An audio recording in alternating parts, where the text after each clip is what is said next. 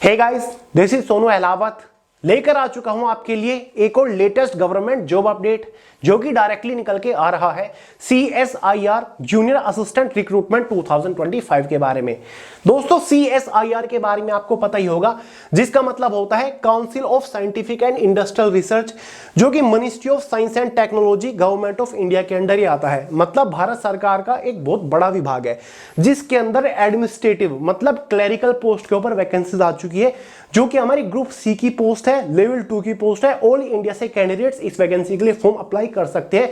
Mail और female दोनों ही category candidate इस पोस्ट के लिए एलिजिबल है। दोस्तों इस वैकेंसी की खास बात यह है कि सभी 12 पास कैंडिडेट्स यहां पर एलिजिबल है और ये एक single day exam based recruitment है। मतलब एक सिंगल एग्जाम के बेसिस पर आपका फाइनल सिलेक्शन होता है, प्री मेंस एग्जाम का चक्कर नहीं है। दूसरा बड़ा प्लस पॉइंट यह है कि अगर आपको लगता है कि मैथ्स आपका वीक है, मैथ्स आपको समझ नहीं आता, फिर भी ये वैकेंसी आपके लिए है, क्योंकि इस एग्जाम में मैथमेटिक्स से नाम मात्र ही क्वेश्चन आते हैं और बिल्कुल बेसिक आसान क्वेश्चन आते हैं। और मैथमेटिक्स यहां पर क्वालिफाइंग नेचर होता है, यानी कि मैथ्स के जो नंबर होते हैं वो फाइनल मेरिट में ऐड नहीं होते हैं और एग्जाम में नेगेटिव मार्किंग भी नहीं होती है।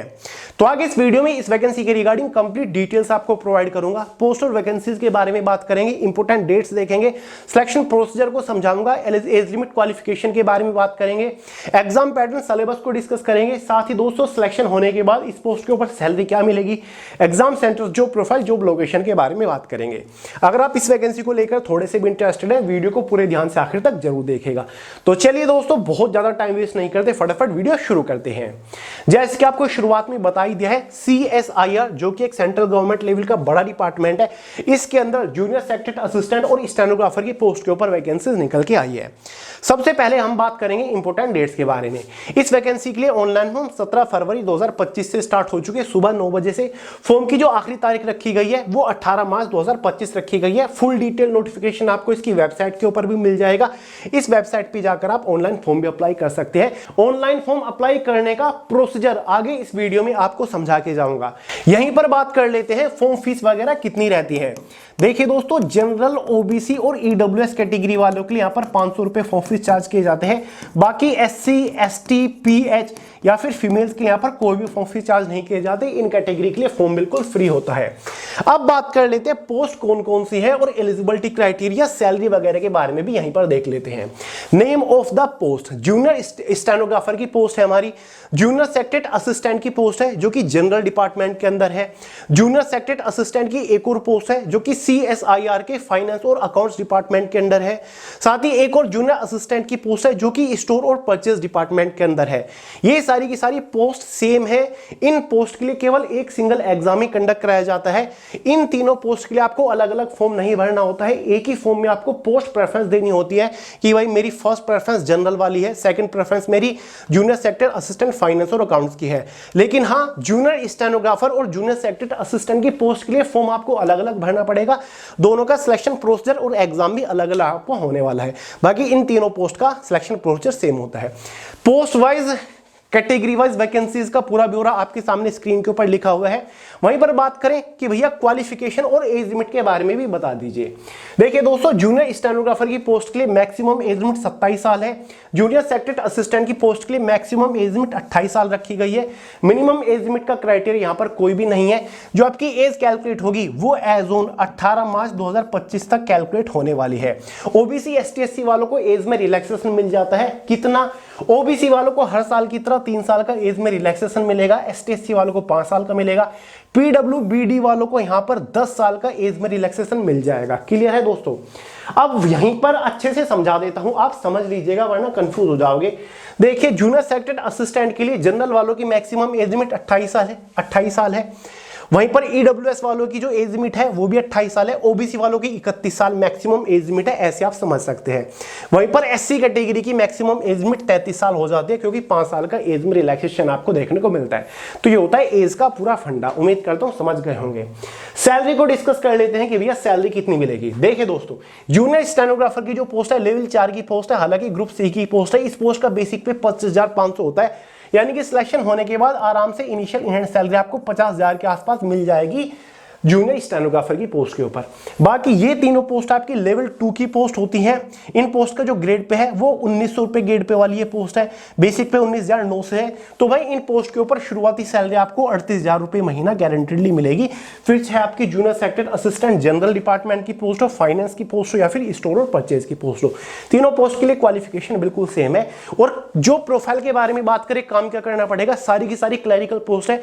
ऑफिस सेक्शन के अंदर रहकर कंप्यूटर बेस्ड कंप्यूटर रिलेटेड काम आपको करना होता है, कोई फील्ड ड्यूटी कोई फिजिकल ड्यूटी नहीं होती। ये पूरी तरीके से हमारी क्लरिकल पोस्ट रहने वाली है, समझ गए। अब बात कर लेते हैं दोस्तों क्वालिफिकेशन के बारे में। जूनियर सेक्रेटरी असिस्टेंट की पोस्ट की क्वालिफिकेशन क्या है दोस्तों? अगर आपने यहां पर 12वीं पास कर रखा है, आप 10+2 पास हो तो भाई आप एलिजिबल हो। बाकी यहां पर कोई भी कंप्यूटर का सर्टिफिकेट या फिर डिप्लोमा नहीं मांगा गया है, बस आपको थोड़ी बहुत नॉलेज होनी चाहिए, आपका काम बन जाएगा। बात करते हैं सिलेक्शन प्रोसीजर के बारे में कि भैया ऑनलाइन फॉर्म अप्लाई करने के बाद फाइनल सिलेक्शन लेने तक किस किस स्टेज से होकर गुजरना पड़ेगा। बेसिकली इसका कंप्लीट सिलेक्शन प्रोसीजर 2 ही मेजर स्टेज के ऊपर टिका हुआ है। स्टेज फर्स्ट में एक एग्जाम कंडक्ट कराया जाएगा। एग्जाम आपका OMR बेस्ड, मतलब ऑफलाइन भी हो सकता है, कंप्यूटर बेस्ड ऑनलाइन एग्जाम भी कंडक्ट कराया जा सकता है।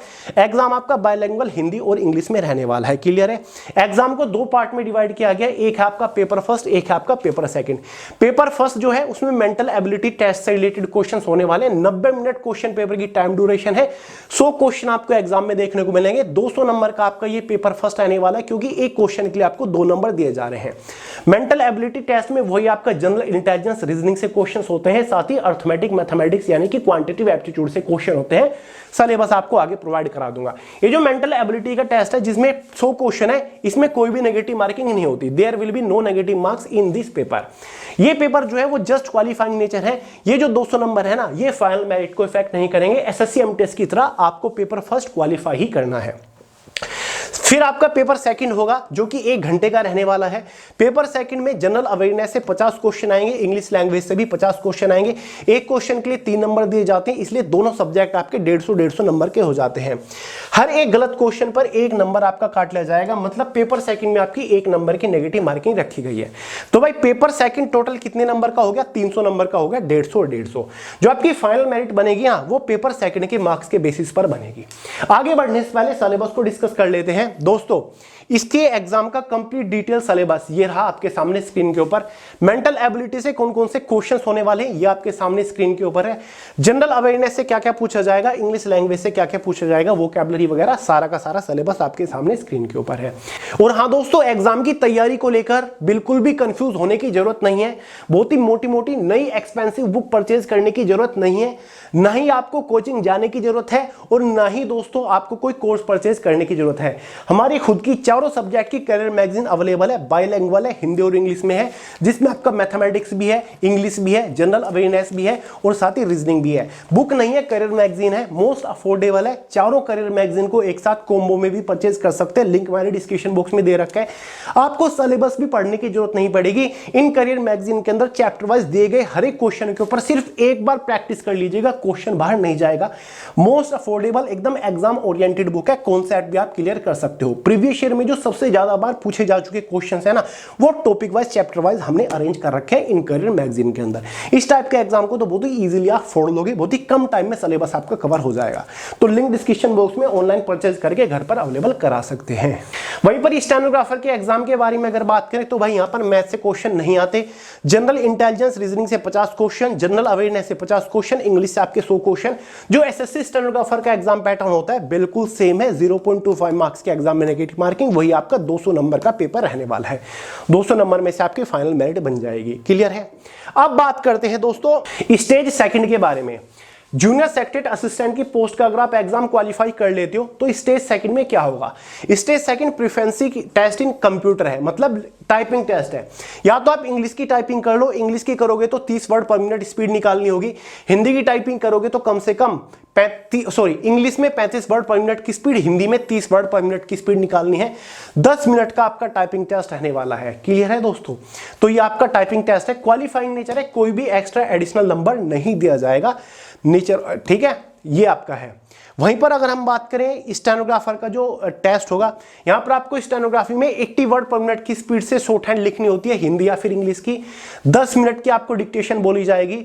उसके बाद लिखने के बाद इंग्लिश वालों को 50 मिनट में उसको ट्रांसक्रिप्ट करना है, हिंदी वालों को 65 मिनट में ट्रांसक्रिप्ट करना है।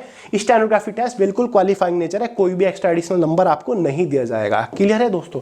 तो यहां पर फाइनली आपका जो सिलेक्शन होगा टाइपिंग टेस्ट के बाद, वो एग्जाम के मार्क्स के बेसिस पर होगा। पेपर सेकंड कितने नंबर का था फिर से दिखा देता हूं। पेपर सेकंड जो था वो आपका यहां पर 300 नंबर का था, तो एक फाइनल मेरिट आपकी 300 नंबर में से बनेंगे। क्लियर है? पेपर सेकंड के मार्क्स से कैटेगरी वाइज अगर आप उस मेरिट को क्वालिफाई कर लेते हो, फाइनली इस पोस्ट के ऊपर आपका सिलेक्शन हो जाएगा। क्लियर है? बात करते हैं भैया ऑनलाइन फॉर्म कैसे अप्लाई करना है। तो दोस्तों इस वीडियो के नीचे डिस्क्रिप्शन बॉक्स में मैंने ऑनलाइन फॉर्म अप्लाई करने का लिंक प्रोवाइड करा दिया है। जब आप उसके ऊपर क्लिक करोगे तो भाई आप इस पेज के ऊपर लैंड करोगे, ये वाला page, recruitment of the post of junior stenographer junior secretary assistant. Clear है? यहां पर सारी जानकारी दे रखी है। फॉर न्यू रजिस्ट्रेशन के ऊपर क्लिक कर लीजिएगा। नोटिफिकेशन अगर आपको पढ़ना है इंग्लिश वर्जन में ये रहा, हिंदी वर्जन में ये रहा। आपको फॉर न्यू रजिस्ट्रेशन के ऊपर क्लिक करना है। क्लिक हियर करोगे तो रजिस्ट्रेशन फॉर्म आपके सामने खुल जाएगा। सारी जानकारी दे रखी है। ये आपका रजिस्ट्रेशन फॉर्म है, किस पोस्ट के अप्लाई कर रहे हो वो पोस्ट भरनी है, अपनी कैटेगरी सिलेक्ट करनी है, टाइटल, ठीक है, ईमेल वगैरह रजिस्टर कर दीजिएगा। उसके बाद ऑनलाइन फॉर्म आप इजीली अप्लाई कर पाओगे, बहुत बड़ी बात नहीं है। ठीक है दोस्तों, जो प्रोफाइल बता दिया क्लरिकल है। एग्जाम सेंटर्स आपको ऑल ओवर इंडिया के अंदर देखने को मिल जाएंगे। सेंट्रल गवर्नमेंट लेवल की है जो है, CSIR के बारे में आप जानते होंगे, उसी का ही एक सब डिपार्टमेंट है जो कि सेंट्रल इलेक्ट्रोकेमिकल रिसर्च इंस्टीट्यूट है, जिसके अंदर फाइनली आपकी पोस्टिंग होने वाली है। क्लियर है? वैकेंसी थोड़ी सी लिमिटेड जरूर है, लेकिन ये सिलेक्शन दिला देने वाली वैकेंसी है। कहां SSC में आपकी 1500 1000 वैकेंसी होती है और कंपटीशन आपका 30-30, 40-40, 35-35 लाख फॉर्म होते हैं। यहां पर मुश्किल से 15-20 हजार फॉर्म अप्लाई होंगे, इसीलिए वैकेंसी कम है, फॉर्म भी कम ही अप्लाई होते हैं, इसलिए सिलेक्शन के चांसेस आपके वही बन जाते हैं SSC वाले। इस टाइप की वैकेंसी के लिए आपको ट्राई करना चाहिए। सिलेबस मैंने आपको प्रोवाइड करा दिया है, यहीं पर स्क्रीनशॉट ले लीजिएगा, बाकी तैयारी शुरू कर दीजिएगा। तो चलिए दोस्तों, इस वीडियो में इतना ही था। पसंद आई हो लाइक करिएगा, दोस्तों के साथ शेयर करिएगा, चैनल को सब्सक्राइब करना मत भूलिएगा। मिलते हैं अगली वीडियो में बहुत ही जल्द, तब तक के लिए जय हिंद।